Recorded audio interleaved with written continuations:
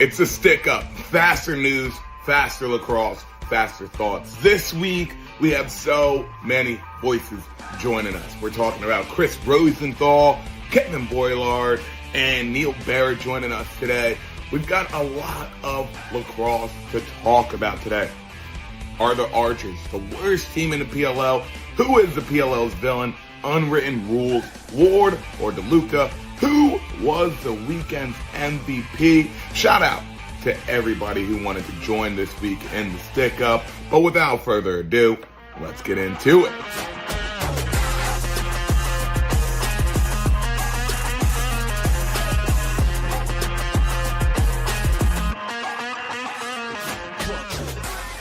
The PLL took off in Utah last weekend, which is home of the Archers, and the place was amazing. You know what wasn't amazing, though? How the Utah Archers dropped 2 games this weekend, and especially a tight one against the California Redwoods, who were in competition with for the worst team in the league. So, of course, after this weekend, I had to ask, are the Utah Archers the worst team in the PLL? Let's send it over to Kevin Boilard for his thoughts. Scotty, I can't believe I'm saying this, but yes, the Archers are in fact the worst team in the PLL right now. We talked to Brett Dobson at the beginning of the season and asked him what would be the key for the Archers to pull off the three-peat, and he told us staying healthy. Well, how has that worked out for them? This past weekend, we watched both Tom Schreiber and Grant Ament go down with injuries. Trey LeClaire's been missing on that midfield line for the majority of this season. Matt Moore's on injured reserve. Dobson himself has spent time banged up with an ankle injury. Mike Sisselberger was banged up before being replaced by Jake Naso, who's not getting it done for the Archers at the face-off stripe. So if I'm looking at Utah, trying to find what went wrong, I'm looking at injuries. Kev, I definitely understand your point here. Injuries played a big part in the Utah Archers going down this year. Grant Ament, Tom Schreiber, Mike Sisselberger going down definitely doesn't help. But Neil, what are you thinking about this one? Are the Archers the worst team in the PLL this season? No, I don't think so. The Archers' main struggle this season has been with their settled 6-on-6 offense. In every other team stat except for facing off, they're in the top half of league standings. Additionally, this offense has had to deal with some serious injury issues and several of their biggest name players having down years, at least by their standards. To me, this feels more like the Water Dogs of last year, and that they're a team that somewhat inexplicably loses games they probably shouldn't, rather than a case of them truly being a team at the bottom of the PLL totem pole. But also, like the Water Dogs of last year, I think they're in a great position to bounce back and be towards the top next season. That's an interesting comparison here. Water Dogs of last year are the Utah Archers of this year. That's interesting. I like that. Rosie, are the Archers the worst team in the PLL? It's usually pretty tough to call one team the worst, because I honestly do believe any given weekend, most teams could stomp out most any other teams.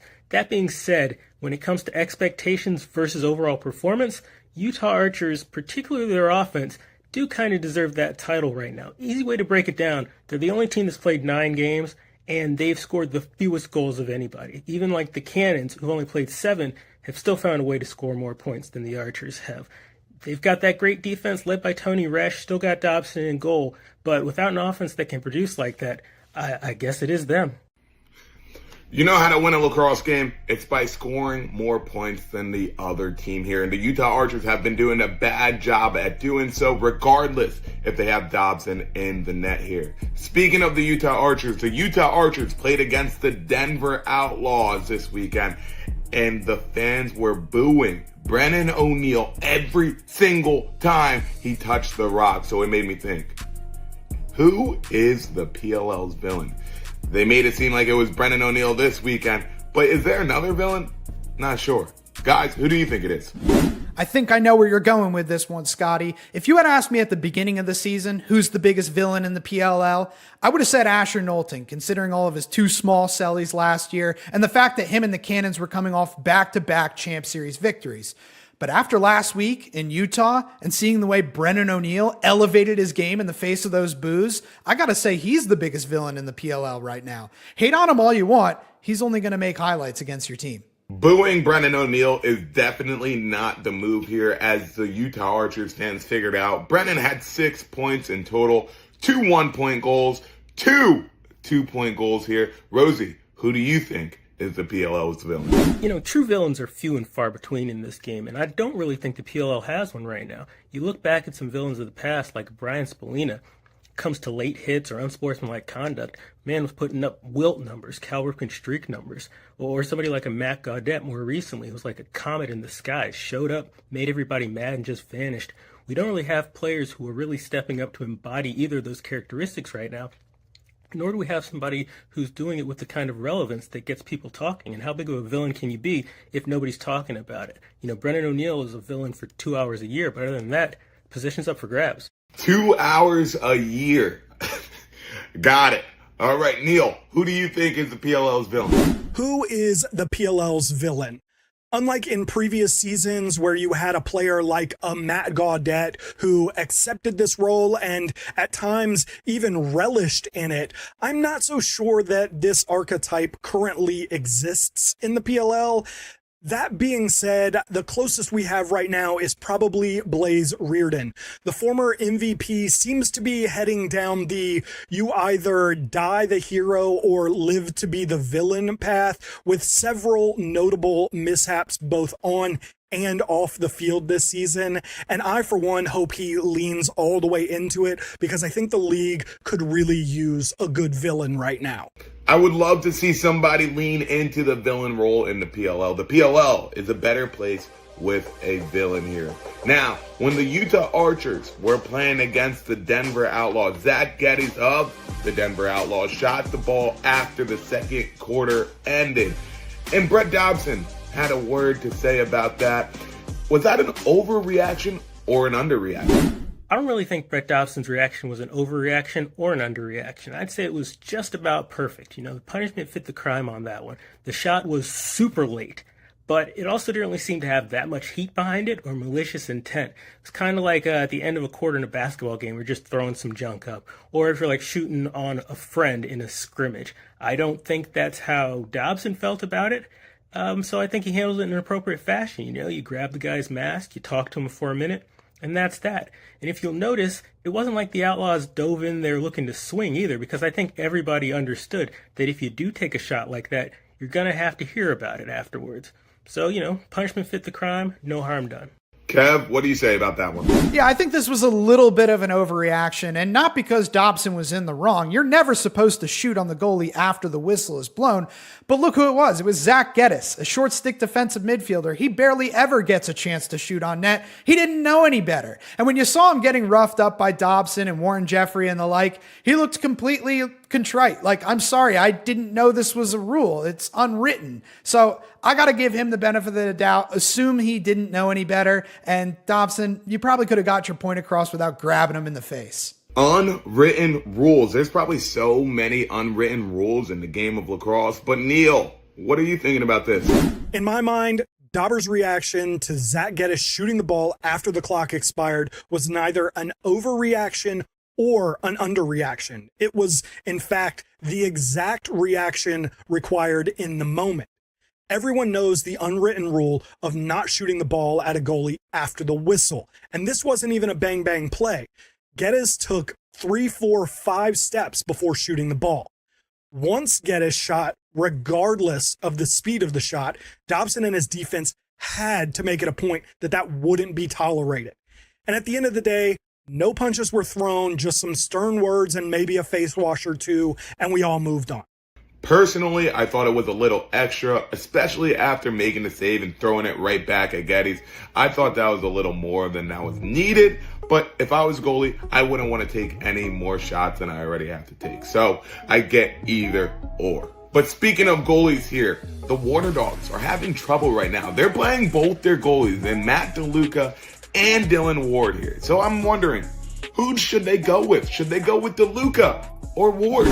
You know, when Matt DeLuca started the first game of the Water Dogs season this year, I was under the impression it was going to be his job to lose, But if you're Dylan Ward with kind of resume that you bring to the table, you know you're going to get several chances to step in and prove that you're the one who deserves that number one spot. How it's played out so far, and obviously there's several other factors would come into play as far as goalie percentage goes, but simple numbers is like this. Dylan Ward's got one outing above 50%, Matt DeLuca's got one outing below 50%. Experience against the Cannons, their next opponent, that favors Ward. He's done it more times, but last time he played him, he was at 47%. If I'm Bill Tierney, I gotta imagine I can get at least 48 or so if I go back to Matt DeLuca. So I'm inclined to think that's what he's going to do this time around, and personally, that's what I'd do as well. Rosie rocking with DeLuca here. Kev, who are you rocking with? There's a saying in football, if you have two quarterbacks, you don't have any. I think the same is kind of true for goalies in lacrosse. So whoever the Water Dogs start next, they got to stick with that guy moving forward. For me, it'd be Brian DeLuca. I think he's outperforming Dylan Ward this year. He's got a much higher save percentage. He's seen way more rubber. And I think he was unfairly benched in the second half against the Chaos. Think about it. If not for that fluke two-pointer by Glacini from beyond the midfield line, we're talking about a tie game going into halftime. So Dylan Ward is a legend, but I think his best days are behind him. If I'm Bill Tierney, I'm moving forward with Brian DeLuca as a starter. Kev, I know you meant to say Matt DeLuca, but I get what you're saying. I don't know who Brian DeLuca is, but anyway, that means two people have said Matt DeLuca should be the starter for the Water Dogs. Neil, do you agree with this? Matt DeLuca has undoubtedly been the better goaltender this season. His 56% save percentage is nearly 10 points better than Dylan Ward's. However, the Water Dogs are undefeated when Wardo plays an entire game. And there's something to be said about the way the defense plays with him in goal. Hell, earlier this season, the Dogs won a game where Dylan Ward made 4 saves and finished with 26% on the game. So it is absolutely no slight whatsoever to Matt DeLuca, who has been great this season. But the Water Dogs need a win, so I'm going with Dylan Ward. Going with Dylan Ward here. Okay, Neil, I agree. Being a goalie does go beyond your save percentage, the amount of saves. It's communication, and it's a whole lot of other stuff that you don't see on the stat sheet. But we got a call from our resident card guy, Matt Shaler, about his opinion on who should be starting for the Water Dogs. What the heck is Bill Tierney doing? I know he's one of the best coaches of all time, but what's he doing putting Dylan Ward in? He hasn't had that good of a season. I know he's had a great career, but he's not had as good of a season as DeLuca. DeLuca's outperformed him, and DeLuca had a great first half in that game against the Chaos. Why pull him and put in Ward? I know you can't single-handedly point at one thing for a loss, but DeLuca in that second half, that probably wins the game for the Water Dogs, you know? So I honestly don't know what Tierney was thinking. Maybe old man's losing it. Thanks for the call, Matt. Maybe the old man is losing it. Who knows? Who knows? But I do know what's going on in the PLL this weekend. The PLL is taking off in Colorado this weekend. Denver, Colorado at Peter Barton Stadium. There's 4 games this weekend, as there is every weekend. It's the Outlaws homecoming, possibly the hottest team in the PLL. So that means they have 2 games this weekend, but the weekend opens up with the Carolina Chaos against the Denver Outlaws, and then it's the Philadelphia Water Dogs against the Boston Cannons, and then on Saturday, the New York Atlas play against the Denver Outlaws, and the last game of the day is the Maryland Whipsnakes against the California Redwoods. Coming back to last weekend, though, who was the MVP of last weekend? When it comes to MVP honors for this past weekend, there's several deserving candidates, including one on his own team, but I gotta give it to Owen Hilt's Carolina Chaos. When the Water Dogs went on a first quarter run, he stopped it with a solo goal, and when they went on their second quarter run, he broke it up with an assist over to Adam Sherlin-Beatties. Picked off a clear attempt that ultimately resulted in a Carolina goal, giving them a 7-6 lead. All in all, finished with a goal and 4 assists, strong performance all around. And this win, especially with California winning earlier, they really needed to keep that separation going in the Western Conference. Huge win for Carolina moving forward. Another stellar effort for Owen Hiltz. That's your MVP of the weekend. Go Orange. Owen Hiltz is Rosie's MVP of the weekend. It's funny you're wearing a Syracuse sweatshirt, but I'm sure you're not being biased, okay? We got a call in from my boy Chris Black over here. He has a different approach on who's his MVP of the week. That dude wearing the Santa outfit. I didn't really catch why he was wearing the same outfit in the middle of summer, in the middle of Utah, where it's hot as hell. But he was doing it, added a lot of value to me in my watching experience. But as far as lacrosse players being the most valuable to the lacrosse field, I'm torn, even split, Owen Hiltz, Jackson Eicher. Without the two of them, Carolina does not win that game against the Dogs. You could say it's either or, right? Owen had the last assist to Jackson to finish it up, so really it's the two of them. They're getting it done for the Chaos right now. Dude in the Santa outfit went crazy. Jackson Eicher and Owen Hiltz went crazy. Kevin, who went crazy last weekend? Who's your MVP? MVP of the weekend is an easy one for me. New York Atlas goalie Liam Entman. Not only was he great in cage, 20 saves, 71% save percentage in a defensive battle against the Whipsnakes, but it's what he did to spark the offense. After falling down 2-0 early in the game, how did they get their first goal? Clean save by Liam Entman, hits Max Krevsky in stride, transition goal. Later in the second quarter, offense needs a spark. Where do they find it? Liam Entman making a save, clearing the ball himself, taking a hit, drawing a couple flags. They get a power play opportunity. Atlas goes on a run from there. Liam Entman deserves more credit and more hype in the overall MVP race. Kevin, giving the goalies some love. Love to see it. Liam Entman is his MVP. Neil, who's your MVP? Liam Entman was incredible this weekend, as he has been all season.